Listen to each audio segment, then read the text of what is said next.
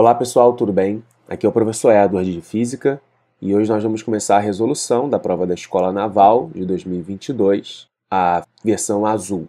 Começamos com a questão 1, que é uma questão que ele tem que anular. No momento que eu estou gravando ainda não saiu o gabarito oficial, mas é uma questão que está errada do ponto de vista físico.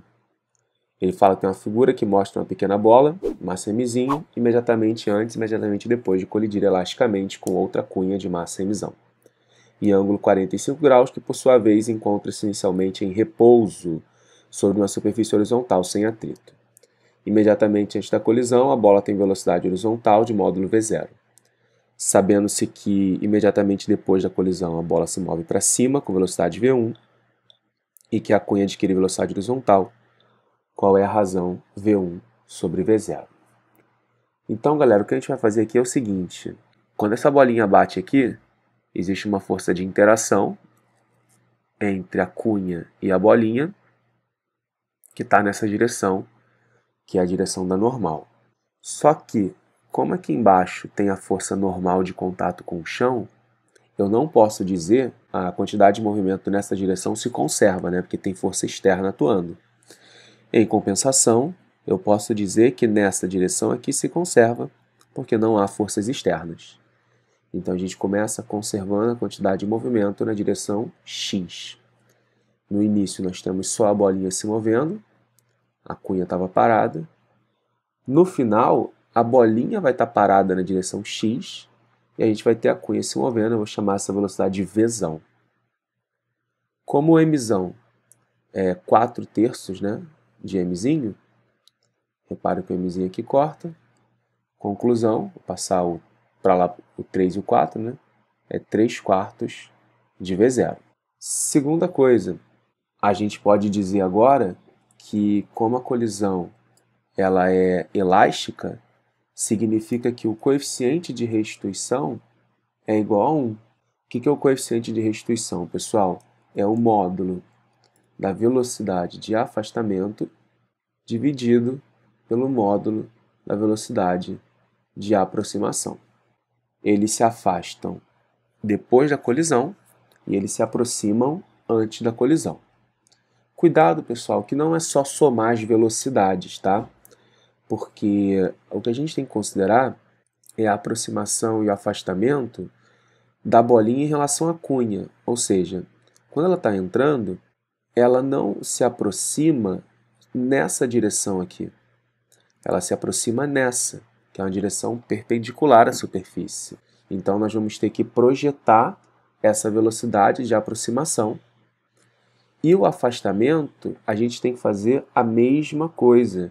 A gente tem que fazer a velocidade de afastamento projetando todas as velocidades. Então, na saída agora, esse cara ele está se movendo para cima, mas é só essa componente que está se afastando de fato do objeto.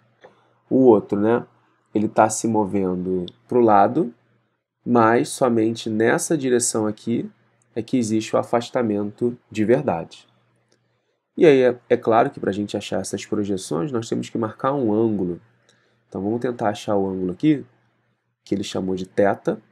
Aí aqui vale θ. E esse aqui é igual a esse, né? Eu vou chamar de alfa, que é a mesma coisa. E aí, olha que legal, eles se aproximam com velocidade. Como eles estão em sentidos opostos, pessoal, esse cara ele vai chegar com a velocidade V, se afastar, né? V cosseno de alfa mais V1 cosseno de alfa. A outra velocidade, ela é a projeção, né? Então é V0 cosseno de θ. Isso tem que dar 1. E aí, como alfa e θ são complementares, o seno de um é igual ao cosseno do outro. Então vai ficar Vzão seno θ mais V1 seno θ igual a V0 cosseno θ. Só que a gente já sabe quanto vale o Vzão, né? Então eu vou substituir aqui, olha que legal. O Vzão, ele vale 3/4 de V0, e aí seno θ, mais o V1, que a gente pode encontrar também. Como a força só está na direção normal, na direção paralela ao eixo, a velocidade ela se conserva, porque só tem força na direção normal, né, como a gente já viu. Então, nessa direção aqui, a velocidade ela tem que ser constante. E aí, que velocidade é essa na entrada, pessoal? Eu vou marcar o eixo aqui para ajudar, ó. Esse eixo daqui do plano inclinado, tá? E aí, olha só que legal na entrada. Na entrada é V0 vezes o seno de alfa, e na saída é o V1, alfa não, né? Teta, e na saída é V1 cosseno de teta, né? Porque a gente está projetando essa velocidade aqui nessa direção, tá? Aqui é o teta, né? E aí você tem o V1, então, é V0 tangente de teta.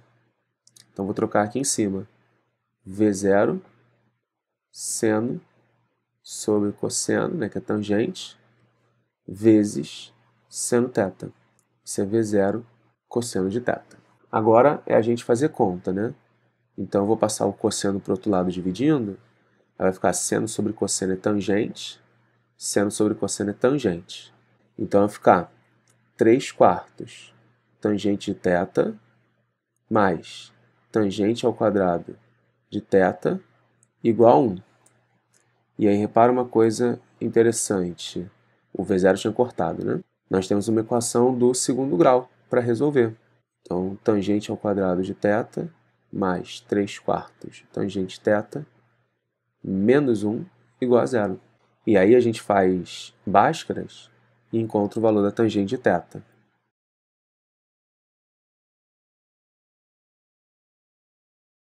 E aí o menos não serve, porque a tangente não pode ser negativa, já que, né, o nosso ângulo está entre 0 e 90. E aí vai ficar tangente teta igual a raiz 73 menos 3 sobre 8. Eu achei aqui aproximadamente 0,69. Então, o θ, para que isso aconteça, é aproximadamente 34, 35 graus. Mas o que está mostrando, né, galera? Que 45 graus não tem como conservar a quantidade de movimento e conservar a energia, porque a colisão é elástica. Isso aqui nunca vai acontecer ao mesmo tempo. Então, por isso que a gente solicitou a anulação da questão, já que essa informação é inconsistente com os 45 graus.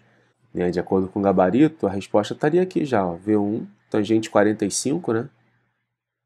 Então, se θ fosse 45, a gente já tinha matado aqui. E não tem essa opção, né? V1 sobre V0 igual a 1. Uma outra forma de você fazer essa questão é utilizando a força. E aí, como é que seria a ideia da força? Quando a bolinha ela bate aqui, ela sofre uma força, a gente já viu isso, né, inclinada. Essa força inclinada tem uma componente horizontal e uma outra componente vertical. A razão entre essas componentes é a tangente do ângulo.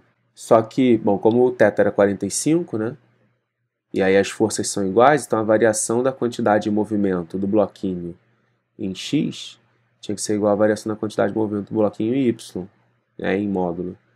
Em x ele vem mv, e em y ele ganha um mv. Ou seja, tinha que ser V0 igual a V1, o que torna o problema de fato inconsistente. Então é isso aí, pessoal. Espero que vocês tenham gostado. Até a próxima.